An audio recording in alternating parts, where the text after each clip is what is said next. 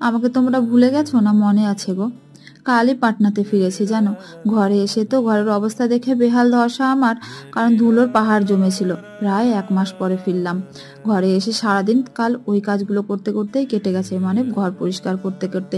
আজ আবার দাদুর অফিস আছে, তাই সকাল সকাল ঘুম থেকে উঠে কাজবাজ শুরু করেছি। কাল কিছুটা কাজ করেছিলাম, মানে কিছুটা পরিষ্কার করেছিলাম, আর কিছুটা আজ বাকি আছে। দাদুকে খাইয়ে দিয়ে অফিসে পাঠালাম।